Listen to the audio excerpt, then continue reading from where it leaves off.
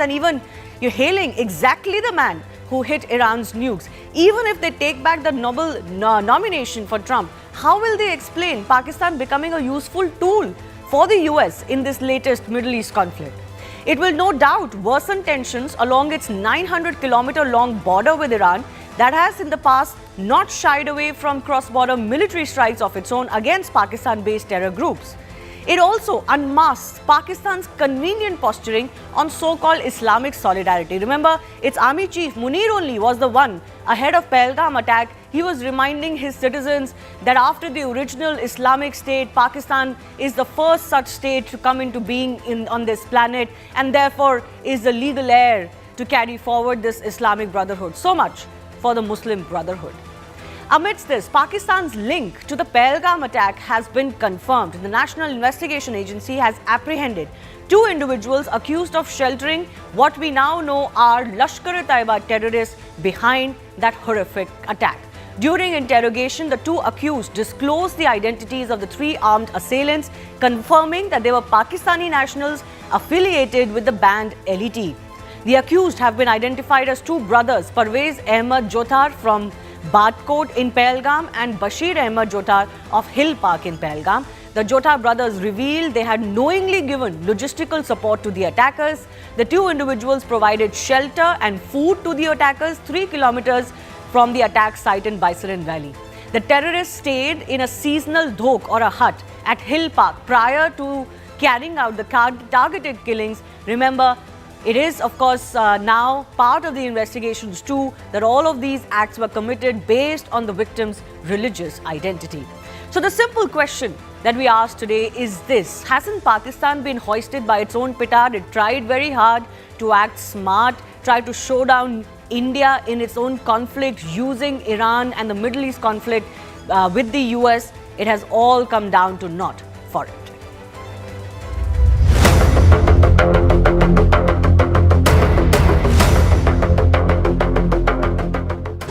Other places and have a much more normal form of life. We're very honored by that. As you know, we did a very great job with India and Pakistan, and we had India in. It looks like we're going to be making a trade deal with India, and we had Pakistan in. It looks like we're going to be making a trade deal with Pakistan, and it's a beautiful thing to watch.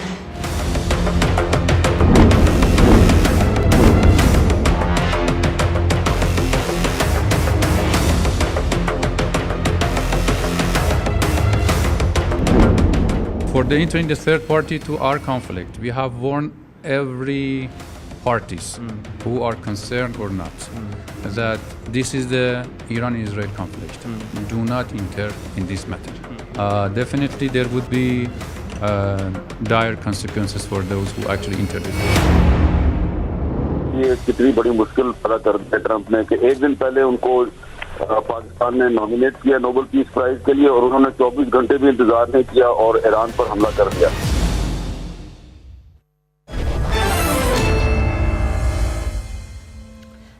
Let's go across to our guest joining us, Lieutenant General Shankar Prasad, former DG Infantry of the Indian Army, Major Manik Jolly, who's strategic affairs expert, and Rajiv Dogra, former diplomat, also joining us. Mr. Dogra, I will begin with you. A lot of people were wondering, what is India doing? Is India being left behind? Why doesn't India do more as far as its diplomacy with the US is concerned? Why is Pakistan leaving us behind? I think this episode has shown Indian diplomacy to be in very good stead.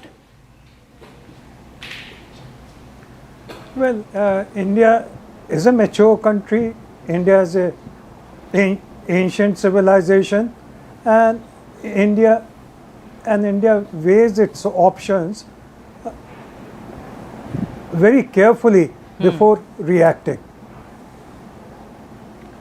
So India did well to sit it out and watch the fun as Munir made a fool of himself. But let me also remind you that this is not the first time when a Pakistani representative was in a country and that country decided to bomb a third country.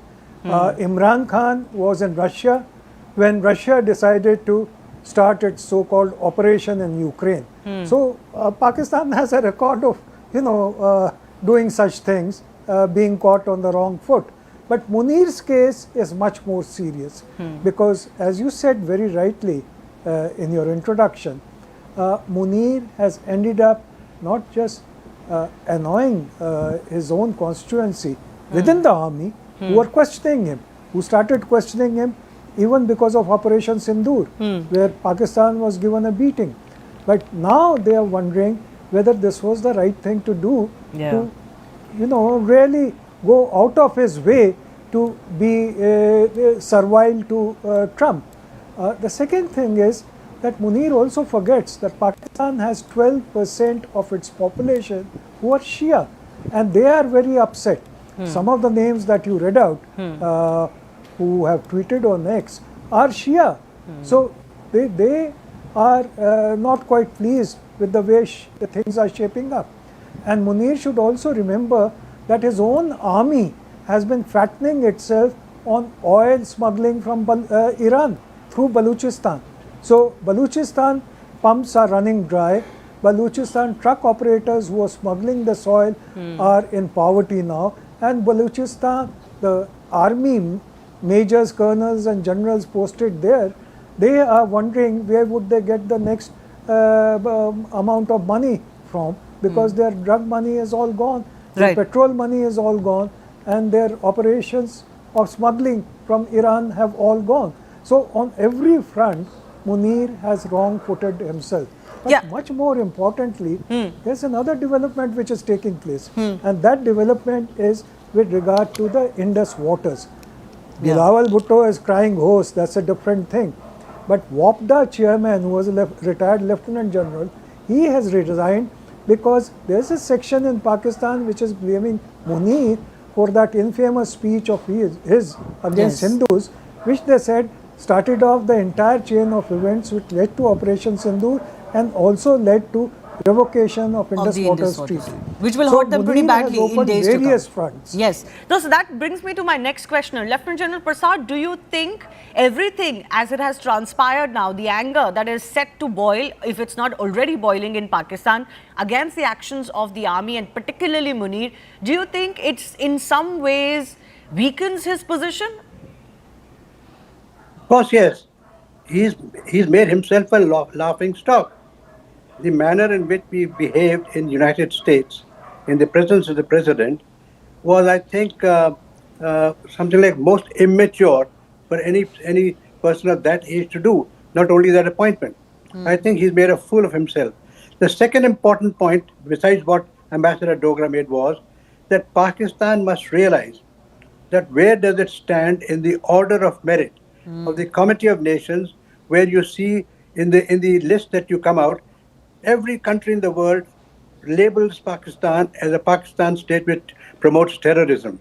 And if that is the status of Pakistan in the international community, then do you think that anybody would take it seriously, leave alone President Trump or the United States, that a person who has just lost a war, just got a beating from India, which everybody knows, including US knows, that he's recommending him for a Nobel Peace Prize, and President Trump is laughing at it. So it's something very strange. May I just come in here, just to play the devil's advocate? As far as his cozying up to Donald Trump is concerned, should we completely brush it under the carpet? I mean, certainly Donald Trump lapped it up. The fact that, somebody should recommend him for the Nobel Peace Prize, he's very happy about that. What he does vis-a-vis US's other military action is a completely separate matter. Of course, Pakistan should have seen it coming. But, this cozying up or playing to Trump's ego, that's working very well for Pakistan. No, I don't think so at all.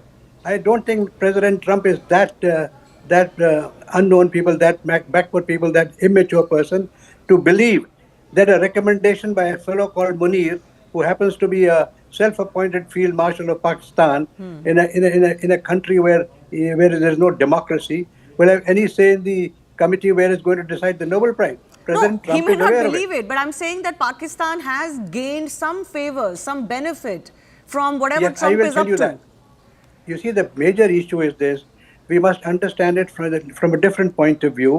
What is the great interest America has in Pakistan? Now, if we are very clear as to what is the American interest in Pakistan, the whole scenario will become very clear to us. Sure. Firstly, there are certain economic reasons.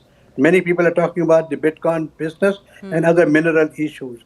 And more importantly, there is a large number of information floating around, confirmed or not confirmed, I cannot say that, but it believes that there are certain strategic assets of United States located in Pakistan. Whether it is true or not true, I cannot comment on it, but perhaps there are some strategic interests to America. Therefore, they want to keep the army chief in good humor. They want to see that these assets of theirs are not fiddled around by the militants who are perhaps sometimes out of control of their own military. Okay. Therefore, to that extent, they are hobnobbing with, they're making much of Munir. And otherwise, in fact, every single diplomat in America, every single person besides perhaps the president who was more of a dramatist than anything else, understands the position of Pakistan. They haven't forgotten Osama bin Laden's story. Okay. They haven't forgotten Let's the hope number so. of terrorists that have been listed in the blacklist by the United Nations. Let's hope so. Let's hope all of so that is known this to America. No, let's hope so. Major Malik Jolly, let's hope that this is just, US keeping Pakistan in good humor. Or do you think this is much worse? So, thanks, Shivani. How do we define worse, actually? And, if you have to review the situation, for a moment we have to step out of Indian shoes and keep our hate aside. The thing is, it has worked out perfectly for Munir. A lot of big decisions strategically, tactically for the governments and for armies are actually based on individual opinions of leaders. Like, this is a perfect example of that. Munir went ahead and did Pahalgam because I firmly believe that he realized something big was happening. US forces would have come and started beefing up their air bases, or teams would have arrived. And given the geopolitical scenario in the region, anybody could have anticipated that they're going for Iran. This, for Munir, was the perfect place to corner America. And, as Indians, we should really, really look forward to why did Pahalgam happen? Why this solitary act of a very ethno-religious act of terror was carried out in Pahalgam at this point? Munir knew India would retaliate, and that is why he poked especially the way terror act was carried out, and that put US in a position that please go ahead and do ceasefire. We will work with you. And that is why Munir would have said, fine, we'll go ahead and ceasefire. One, I will take charge of the country as Field Marshal. Secondly, you will give me a personal attendance. I will talk to you only, not my Sharif, not any ministers, not a delegation. I will talk to you one-on-one. So if you review all this, the whole situation has worked out for Pakistan very well, and they are a country beyond shame and guilt. Even if the whole OIC or the Islamic nations start abusing, they don't feel bad about it. It's been going on for decades. They are soldiers for, hire, and they do this. They have been doing this for ages. So in that scenario, what they have done is they have made America happy. They have given their bases, they've partnered with them for the Iran attack, and for a basic lip service, their politicians are doing what we condemn this attack and all that. But overall, Pakistan has landed itself in a good position as far as US is concerned, and one of the benchmarks of Pakistan's political existence, whether it is a military general, dictator or a prime minister, is having excellent relationships with US. That is the crux. So governments change, leaders change, but that single baseline never changes, that you have to keep America happy. And as General said, there are strategic assets of US, like they have placed in NATO here and there. Pakistan may not be part of a NATO, but it does hold on to its strategic assets in the region.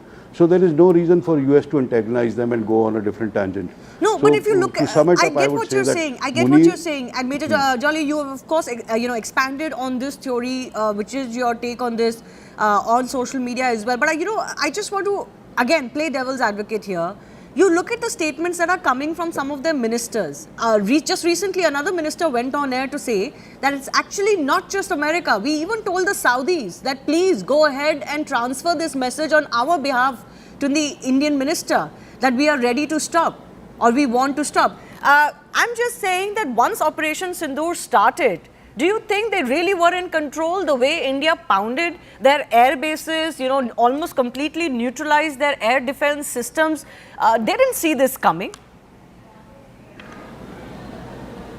fine, you can say the retaliation was not anticipated at the scale with it went. But they wanted this retaliation. That is the whole game You're of saying cornering they America. gamed it all to If pull you have India a into very- this conflict. Exactly. So the thing is, if America and Israel had these date fixed, which are just a month ahead of Op Sindoor, things would have been lined up. And in that, if Pakistan, India get into extended war, it would have been very bad for their entire plan. And when bigger game is afoot, that is tackling Iran, US did not want its pawns running here and there and its certain air bases with its assets getting compromised because India was pounding them. Hence, that's the theory I have. Okay, all right, interesting. US obviously, if this is correct, played it very cool and almost ignorant. Initially, there was no heads up to an Israeli strike. US was keeping its distance. It said we are not involved. Then US President Donald Trump said that, I'm going to take 2 weeks, my usual, to tell you what I'm going to do. And suddenly, within 48 hours of that, there were these American strikes. So if US's plan was to keep everyone guessing, they were also successful in that. Maybe there is a lesson in that for India, that you don't always have to reveal everything. You don't have to, be red on your face. You can keep your cards close to your chest, as US does. Lieutenant General Shankar Prasad, I have only a minute left, sir. You wanted to come in. All what I wanted to say was you brought in Sindoor, and I must say whether the Americans wanted a ceasefire or not, whether it's successful or not, let us be very clear. It is the Americans who were requested by Pakistan to please help them get a ceasefire. And the true picture, which I believe is true, to say that President Trump then told Munir that you better ask for ceasefire. India will not agree to a ceasefire even if I tell them. So Munir is the first one who asked us for a ceasefire, and then we agreed. Right. President Trump had no role to play in it. All what I want to say is this: President Trump has interest in Pakistan, and one of the reasons why he wanted a ceasefire was that his assets may not get damaged, because the previous night, some of the assets which are supposed to have been American supported got neutralized. Therefore, there was a severe something in the mind of the president that let's hope that our assets don't get attacked next time. So there was interest of America, interest of Pakistan, and now to conclude by saying that he could be recommended, I think the entire world will laugh at it. There is a Pakistan kind of a status with India is recommending a country like America for a Nobel Peace Prize. What does Pakistan think? The only thing is happening, they think they're hyphenated with India. Yeah, if India was to recommend, perhaps the world will listen. But if Pakistan is to recommend, the whole world and the committee... It is theatrics to say no, absolutely. It's theatrics to say the least, but at least, they are pulling these theatrics. They're trying to curry favor with Donald Trump. They know he's a bit of a maverick. He doesn't quite go by what convention says or how presidents are supposed to behave. So they're trying to curry favor with him. How successful they are or not, I'll just give the final 30 seconds to Rajiv Dogra as well. Does India have anything to worry, sir? No, India does not have anything to worry for, because you remember we were worried every time or concerned every time there was an OIC meeting somewhere. The latest one has just finished in Istanbul yesterday, and if you look at the resolution that was passed, there's a very small para in the end about India-Pakistan at Pakistan's insistence. And what does it say? That all issues should be resolved bilaterally. It does not talk about Pakistan's favorites of UN and so on. It says all issues should be resolved bilaterally. So that is a slap in the face of Pakistan. There are many other issues where Pakistan is faltering, and one of them is the internal division, where Munir chose not even to take the ambassador of Pakistan in USA into meeting with Trump, but chose to take his Director General ISI. That speaks volume of the state of affairs in Pakistan today. All right, we'll leave it at that. Well, certainly as far as Pakistan's overt Muslim Brotherhood style theatrics are concerned, those certainly have taken quite a bit beating as far as this latest episode is concerned. It's not new, frankly, but this time it's been very transparent. I thank all of our guests for joining us. Major Manik Jolly will be with us. We're shifting our attention, of course, to the Israel-Iran conflict proper. Since the US Operation Midnight Hammer, the IDF has now declared that it is striking with unprecedented force what they call regime targets and governmental oppression entities in the heart of Tehran, including the Basij headquarters, Evin prison for political prisoners and regime opponents, the Destroy Israel clock in Palestine Square, internal security headquarters of the Revolutionary Guards, the ideology headquarters, and so on and so forth. Israeli media is also reporting that their military has attacked access road to Iran's Fordo nuclear facility. Let's get you some of the latest visuals that we've been tracking. So the Israeli Air Force attacked 6 Iranian airports in a major strike today morning, destroying 15 aircrafts, helicopters, runway bunkers, refueling planes that were hit to cripple Iran's air operations. Plumes of smoke could also be seen billowing over Iranian city of Tabriz in northwestern Iran, showing the impact of another Israeli strike. A video has emerged on social media showing the moment of an Iranian missile hitting Israel's Ashdod city. The video from a dashcam footage showed stones and debris flying in the air as the missile exploded at the side of the road near a moving vehicle. Now, amidst all of this, US President Donald Trump has hinted openly at regime change in Tehran. In a post on his social media platform, Trump said, and I quote, "It's not politically correct to use the term regime change, but if the current Iranian regime is unable to make Iran great again, why wouldn't there be a regime change?" MIGA, which is MEGA. The statement coming just after precision US airstrikes is being seen as a signal of Washington's shifting posture, not just on containment anymore, but also to confrontation with Iran. Can Iran risk any further escalation? Well, that's the big question, isn't it? What can it do? It has been saying that it will do a lot, but can it really do all of it? It can hit American military assets in the Middle East, but this would be highly risky. US has already declared that it will not hold back if any US assets are attacked. This will be, of course, unleashing of a completely another kind of war. It can try to disrupt global oil trade by blocking the Strait of Hormuz. Political leadership in Iran has already indicated it has the will to do so, but it might be tougher to pull off, and again, self-damaging to do so. Finally, it can continue its nuke program and defy international norms, the International Atomic Energy body as well. This will invite further scrutiny. So there are really no easy answers for Iran. After Operation Midnight Hammer, will Iran risk escalation? That's our focus.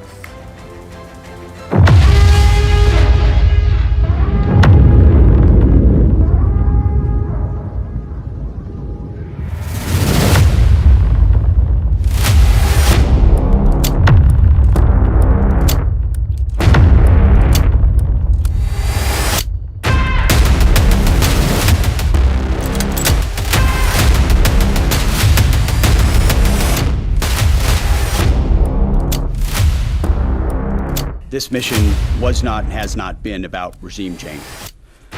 The president authorized a precision operation to neutralize the threats to our national interests posed by the Iranian nuclear program and the collective self-defense of our troops and our ally Israel.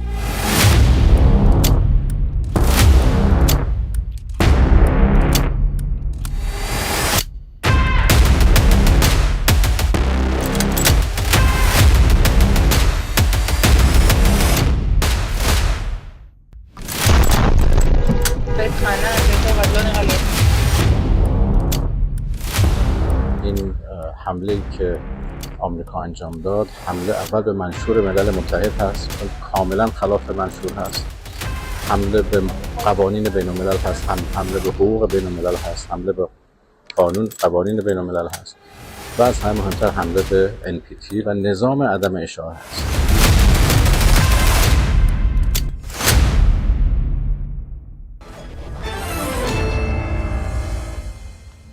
Let's go across to Alan Baker, who's an Israeli expert in international law and former ambassador of the State of Israel to Canada.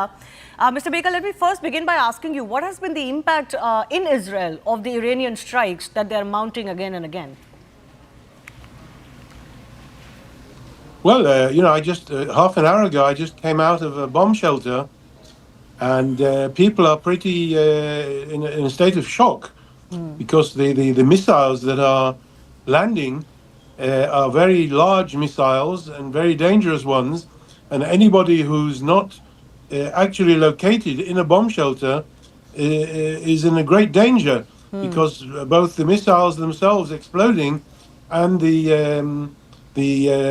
anti-missile projectiles that Israel is firing to shoot them down also create a huge danger.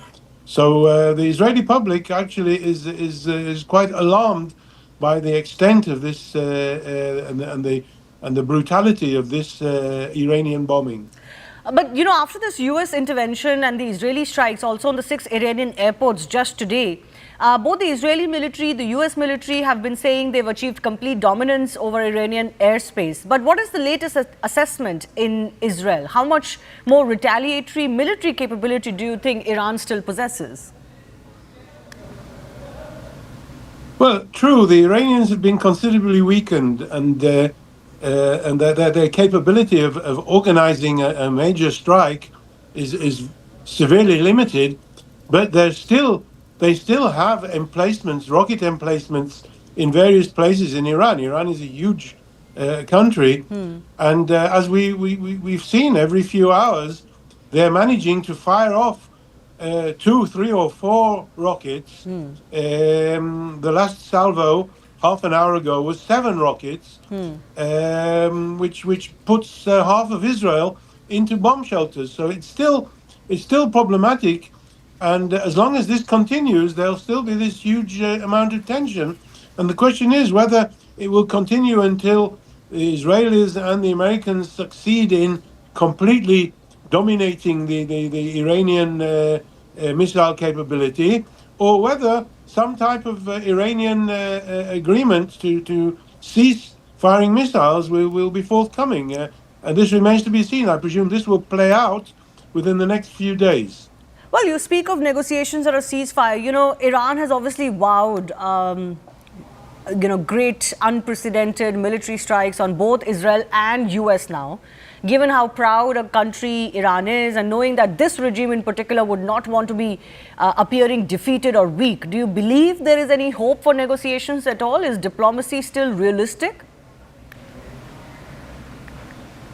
Well, there's a difference between the fact that the Iranian regime is a very proud regime, and I would also distinguish between the Iranian regime and the Iranian people who don't really like the regime that's causing them to suffer, but also their capability. As soon as their capability is strictly limited in it, with every hour that goes by, and when the ongoing action by Israel's Air Force to weaken their capability, at some stage they're going to have to come to the realization that as proud as they might be, they're going to have to be pragmatic and come to some type of a realization that this can't continue, and therefore they have to compromise between giving up their capability of firing some type of nuclear weapon against Israel and maintaining their regime, or losing their regime. And I think these 3 possibilities are probably being considered very seriously by the Iranian leadership, and it's just a matter of time now before they're going to have to decide which they prefer. In any event, this continuous raining down of rockets won't be able to continue, because they'll simply run out of this capability. Yeah. Then what next? That's a real question. But do you think Iran will attempt any strikes on US bases or assets in the region? Well, it's highly likely. Look, if the Iranians decide to close the Straits of Hormuz, which is an international strait, which, according to international law, they're not allowed to impede the transit of shipping. If they do that, then they won't only be disturbing US shipping, they'll be disturbing Chinese shipping and Russian shipping and shipping from all over the world. And this will be a serious reason for intervention by the US and by others. And the question will then arise whether, as a result of any such intervention, the Iranians will decide to act against US forces stationed in the area. I think they'd probably be very unwise to do that, and I think they realize this. Okay. They realize that they've been very, very seriously weakened with the US strike against their nuclear capability and the Israeli strikes against their missile capability. And so I think when it comes down to it, they're going to have to be very realistic and decide to be pragmatic. What do they want? They want to continue as a viable government, in which case they're going to have to give up their aggressive intentions and tendencies. Okay, finally, let me ask you this. There's been a lot of discussion about what Israel's real objectives and endgame were to begin with. They talked about deteriorating Iran's nuclear and ballistic missile capabilities, and it seems they've made great progress in that regard. So what is the real endgame now? How close are we to seeing an end to this conflict, even from the Israeli side? Well, I think we're pretty close. You're right. I think Israel has succeeded in cutting out their offensive capabilities. Apart from what we're seeing now, the sort of sporadic firing of missiles, which I think will slowly wear down. But the question is, what is the end game? Whether Israel wants to bring about or assist in bringing about a change in the regime or not. Israel's position has always been that it's none of Israel's business what the Iranian people choose, what government they choose to rule them. But on the other hand, there's a considerable element of opinion within Iran that's basically asking Israel to do whatever it can, Israel and the United States, whatever it can to bring about some type of end to this regime, which is causing a lot of suffering to the Iranian people.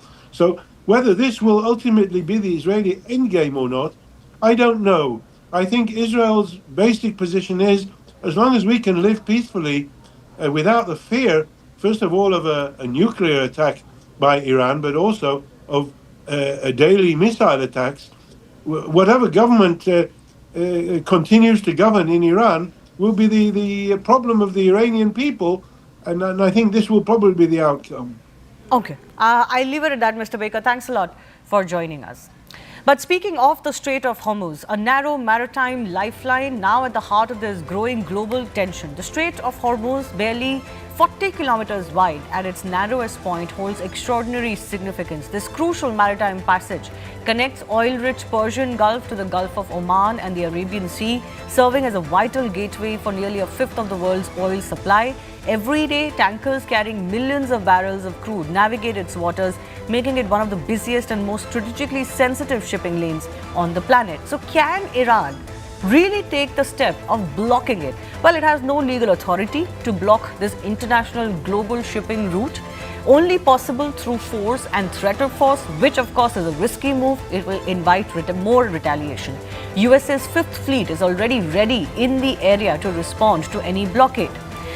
Not to forget, any blockade would also hurt Iran's own oil exports. Does it want to go down the path of further economic weakness?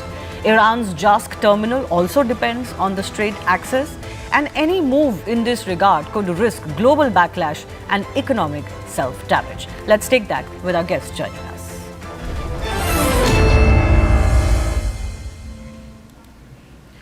Major Manik Jolly, strategic affairs expert, continues to be with us. Igal Malka is human rights activist joining us from Israel. Mr. Malka, I begin with you. Do you suspect that Iran could take the steps to block this strait, further escalating the region into conflict? Hi, yes, indeed, it looks like they are going to do that. But let's not get confused. Under Hussein Obama, the Iranians used to get paid for their violent acts. Just remember the incident in February 2016 when the American sailors were kidnapped by Iran.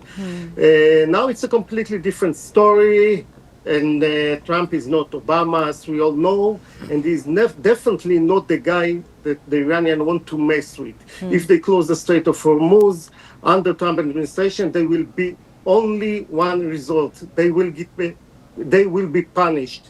Don't get confused about that. I believe that they will think about it again and again before they're willing to close the Strait of Hormuz.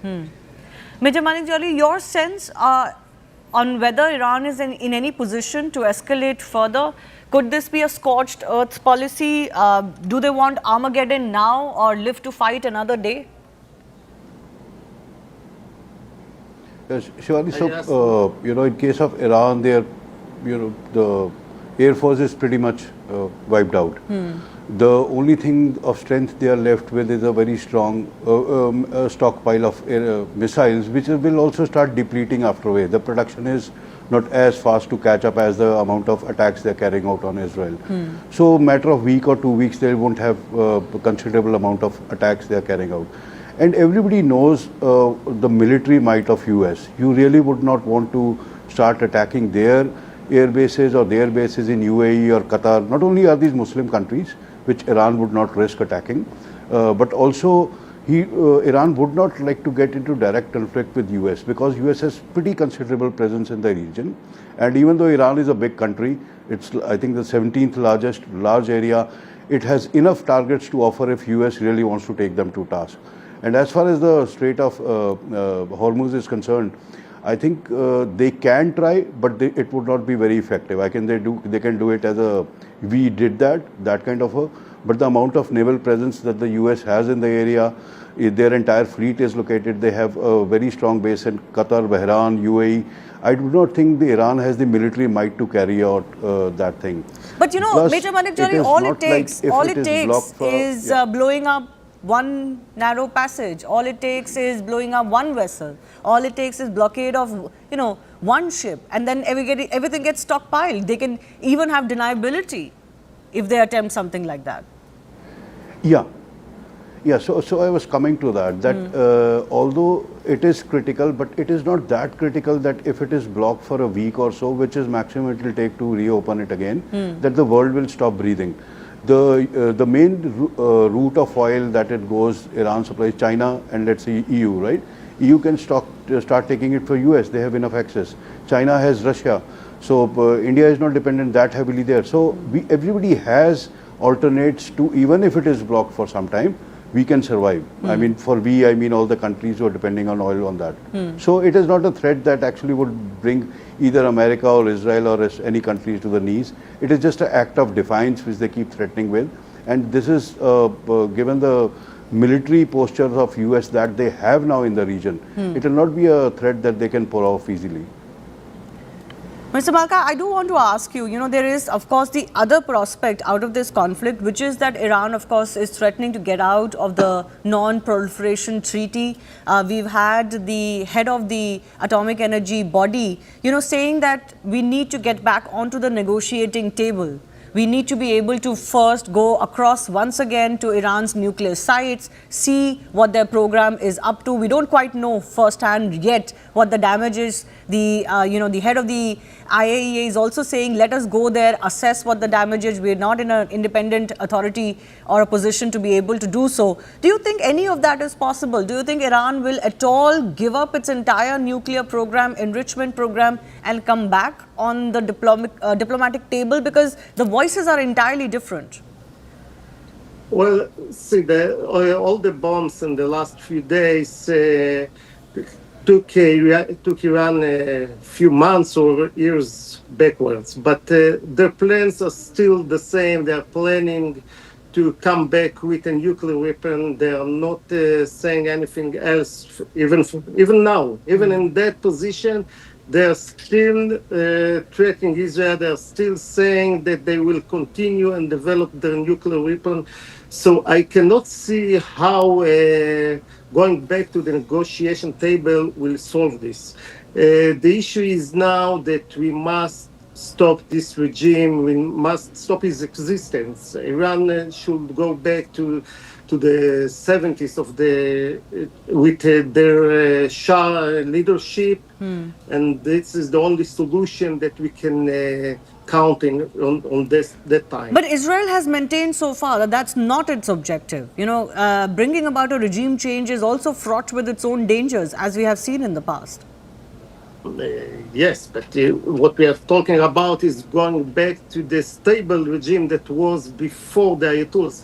Let's remind everyone that the regime in Iran right now is the same of Hezbollah, same of Hamas, and same of ISIS. Those are all the same tree. They are same branches. They are all branches of the same tree. They are all coming from the same propaganda, and I cannot count on a leadership, on a regime that is using terror or power to control nuclear power. Major Malik Jolly, from India's perspective, we're also wondering exactly where does this end, or is there any end to this? Because under this Islamic theological point of view that the current Iranian regime has, and under this latest humiliation, they're never going to rest easy. They're never going to give up what their overall world view is. So, US and Israel may win this particular battle or this section of war, but this is a generational war. This is I don't want to use the term civilizational, but this is a never-ending war. How do you solve this problem?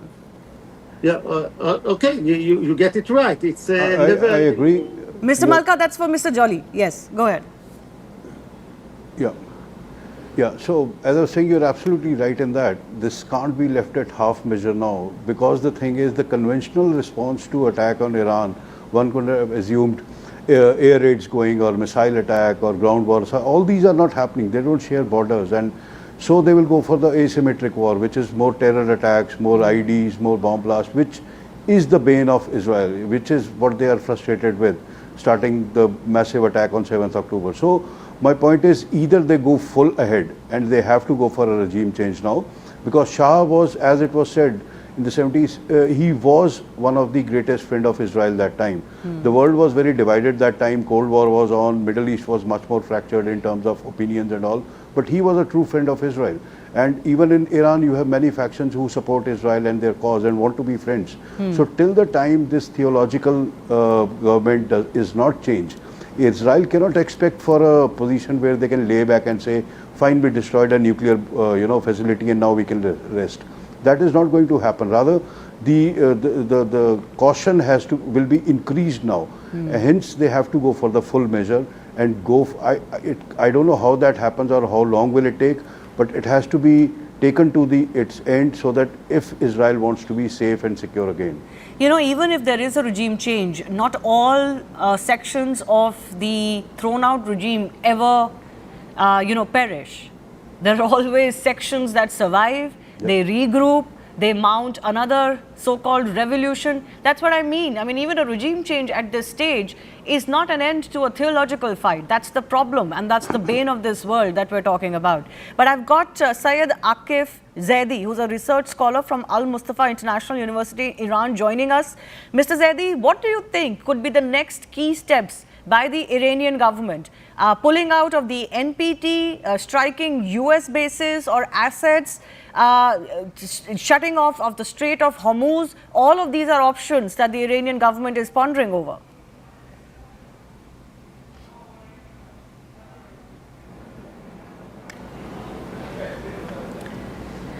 Mr. Zaidi, can you hear me? I hear you. Yes. Can you hear me? Yes, I can hear you now. What could be the next steps by the Iranian government?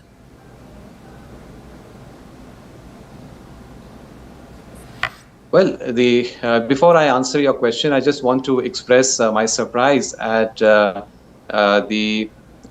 shockingly Islamophobic tone of the discussion that I just happened to listen when we was talking about how there is a theological, maniacal regime, and until that is destroyed, and even when it's destroyed, it will regrow. I'm concerned that was the tone of the discussion. But no, since I think you heard us in the middle of it. That wasn't quite the tone of our discussion, but you heard us in the middle of it. Yes, go ahead. Perhaps it was, but it was very concerning, whatever I call. Anyway, coming back to your specific question, I think that it is no secret. It is no secret because the Iranian government has been very upfront and open about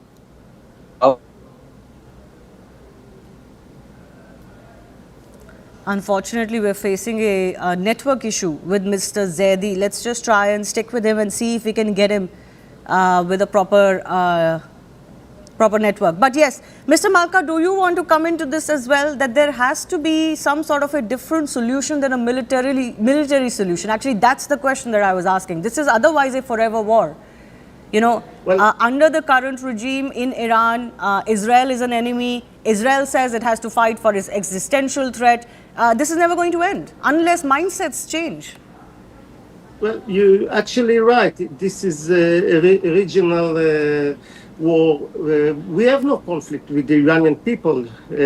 On the contrary, before the Ayatollahs came to power, Iran and Israel had strong productive ties. Israeli companies built infrastructure in Iran. The IDF cooperate with the Iranian military. So it's not about the people, it's about the regime. Once the regime in Iran will fall, will fade out, then I believe we can close this issue, this war, and everything will come right. That's the idea right now. We cannot think about any other solution if we want to end this war. Mr. Malik Jali, do you think this is also a reasonably difficult position for India, given that India has great ties both with the countries of Iran and Israel? How to best walk this tightrope? Surely it is often made out to be like it's a very difficult decision for us, but it is actually not so much. Our stakes in Israel are very limited. I mean, just because we have a port which we paid for and got access for doesn't actually change the whole opinion we have towards finally what do we do against global terror, And secondly, militarily, trade and commerce wise, we are much more aligned with Israel than we are with Iran. We do not take the oil from Iran anymore. From 2021, we have a great source in Russia. So you can say, I mean, yes, the Persian influence or language, cuisine, everything has had a major influence. So there is a tie. I do not deny that. But when it comes to a country taking a stand, do we stand with somebody who's fighting terror attacks like we had in Pahalgam? They had theirs on October 7th. I think it's a very ideological stand the country has to take. We can call for peace and everything, but I think for India it is a very clear decision. And for, I don't know, the gentleman who came and called it Islamophobia, it is not that. Israel is not dropping bombs on every Islamic country. They are not fighting Saudis or Qatar or everybody else. They are fighting against a regime that is building a nuclear bomb that they openly say the day we have it, we are going to throw on you. It's a very different situation. Iran, both India, Pakistan, nuclear states. Yeah, we don't start throwing at each other. There is a sense of urgency and imminent threat exists here. Yeah. No, the statements that have come in from Iran are for everybody. Everybody knows that. Though some of those are historical statements calling Israel the little Satan. Iran has vowed the destruction of the state of Israel. They had even celebrated, if I can use the term, or welcomed the October 7 attack. So that history comes back to haunt you. At a moment like this, it's not enough to just drop words like Islamophobic. It is a theological regime in Iran which did not exist before 1979, and its outlook over Israel is completely different. Unfortunately, we've lost, I think, that link with Mr. Zaidi. Let me check with my producer. We are not getting him back. All right. Well, Mr. Malka, just a final comment then. What is in everybody's interest is that this conflict ends very quickly. And I was asking an Israeli guest joining us on the show earlier, Israel also cannot be seen as being involved in endless conflicts. You've got one going on with Hamas, and now you've, initiated another one with Iran. It has to end somewhere. There are, of course, precious lives at stake. Well, as I said before, they are all the same. Hamas and Hezbollah in the north of Israel and Iran are the same issue. It's the same battle. Iran is the head of those arms, and Hamas and Hezbollah are only the arms of it, and they are all the same war against us. The issue is that not as Iran, Israel is a very tiny, open the map, you see it's a very tiny country, and we cannot allow... Too short there. Mr. Zaidi is with us. Difficult network with you, Mr. Zaidi, but I want to quickly give you the opportunity to respond. The world is watching out for what Iran's response could be now. Yes, thank you. Iran has been very clear in its earlier statements that it has a long list of American assets and targets that it will target in case of an American attack, and the American attack has happened. And therefore, we can expect that in the coming days, Iran will gradually move forward to attack American interests. For example, there are military bases in several countries right next to Iran. While Iranian missiles take about 3 to 4 minutes to reach Tel Aviv and other assets in Israel, they will probably take less than a minute to reach these American assets located right next to it. It has repeatedly warned that if required, it will close the Straits of Hormuz, from which a lot of the world's oil passes, and many other strategic assets. So the fact that Iran will respond has never been a secret. It has always been openly declared by Iran to act as a partial deterrent. And the fact that it will choose to target various American military and strategic assets, all within easy reach of Iran, this too has never been a secret. But sir, at wouldn't all. that be very risky? That's the question that comes next. Wouldn't it escalate the situation? I think the way Iran views it is that not retaliating is going to be far more risky, because when America has Israel first and followed by America has carried out unprovoked attacks on Iran, and the American attack, of course, being very, very dangerous because it targeted nuclear sites. When, despite not attacking American interests, when America is able to do this, then Iran understands that it needs to respond. To put it very simply, to teach America that it cannot take such criminal unilateral action. Okay. For Iran, this is necessary. And therefore, we can expect that, just let me finish, we can expect that this will start soon and proceed further till America returns to the negotiation table, suitably chastised and willing to genuinely negotiate rather than pretending to negotiate. Okay, I'll leave it at that. I've run out of time, but good we got you and got your point of view as well. Iran maintaining that it has to respond. There's no other option really that the Iranian government has. We've run out of time. Thanks a lot for watching Plain Speak. The Right Stand is coming up next.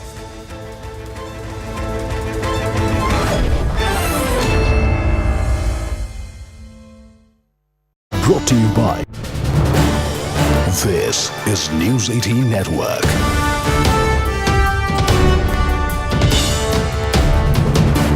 India's largest news network.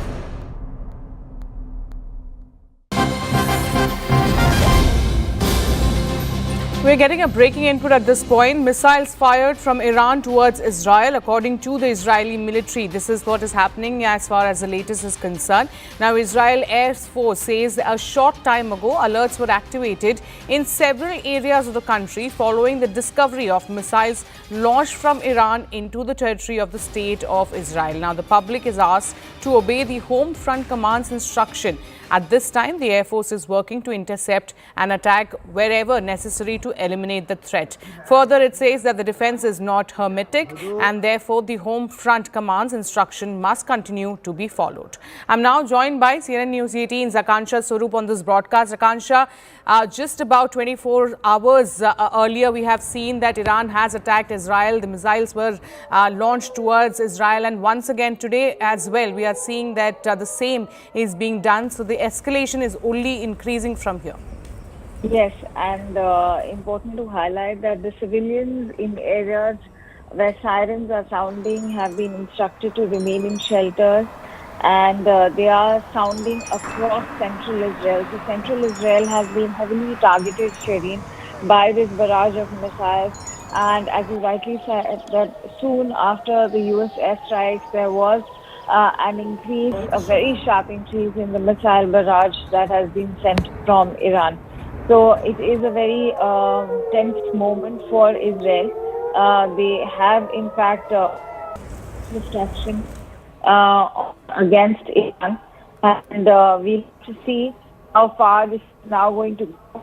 But these retaliatory missiles that have been coming from Iran, they are continuing to come, and Jerusalem is also bearing front of this, since have been building, as been launching a new wave of missiles into Israel. There's been casualties on both ends, to say the least.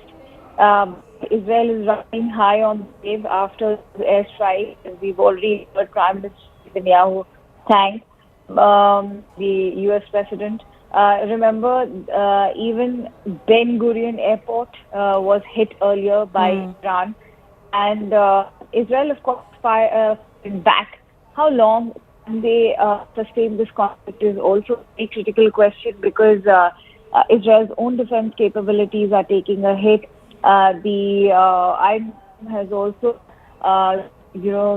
it's also been impacted severely, and both the countries are in fact hitting missiles. There's been drone strikes since the conflict also began, and we are seeing a very deeply divisive Middle East. We'll have to see how this now shapes up the geopolitics, because as we speak, we all know that Iran has also started bringing in their allies, particularly Russia, and how that meeting now shapes up between the Iranian foreign minister and the Russian president is something we'll have to see. But they are firing in batches. Earlier they had fired one batch of 27 missiles. Haifa and Tel Aviv have already been targeted, and several people have been reportedly injured over there. So it's almost become a new normal 13th of June for sirens now to sound across all of Israel, with Iran now firing their missile barrage. And the IDF has been on their toes. They are regular. Now, Kansha, like you mentioned about how there is going to be a crucial meeting between the Iranian foreign minister and Vladimir Putin. We are getting an update on that. I request you to please stay with us.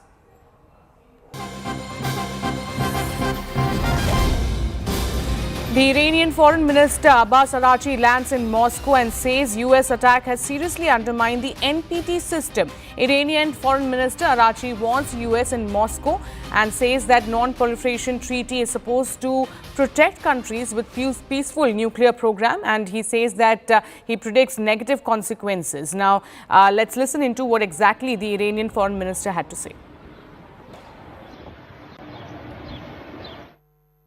این حمله‌ای که آمریکا انجام داد حمله اول به منشور ملل متحد هست، چون کاملا خلاف منشور هست. حمله به قوانین بین‌الملل هست، حمله به حقوق بین‌الملل هست، حمله به قوانین بین‌الملل هست و از همه مهمتر حمله به NPT و نظام عدم اشاعه هست. به هر حال نظام عدم اشاعه که نقش مهمی در امنیت بین‌الملل داره، یک نظام منسجم و بسیار جدی هست که کشورهایی که صرف نظر میکنن از سلاح هسته‌ای در مقابلش مورد حمایت قرار میگیرن، هم به لحاظ استفاده صلح‌آمیز از انرژی هسته‌ای و هم به هر حال از جهت اینکه اطمینان پیدا بکنن که برنامه‌های صلح‌آمیزشون میتونه در سلامت ادامه پیدا بکنه. خب این الان سوال بزرگی هست، وقتی اینطوری حمله به تأسیسات هسته‌ای کشور دیگه صورت میگیره و با افتخار ازش یاد میشه و شورای امنیت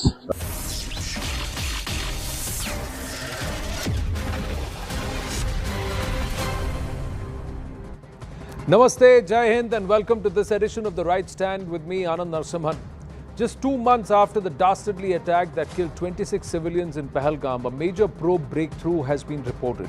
It's clear proof to the world that Pakistan plotted Pahalgam and that the 3 main perpetrators were Pakistani. They came from Pakistan. The arrest of 2 men who allegedly harbored the terrorists involved in the Pahalgam terror attack is a significant breakthrough in this investigation. The 2 brothers, identified as Parvez Ahmad Jothar from Pahalgam's Butkot and Bashir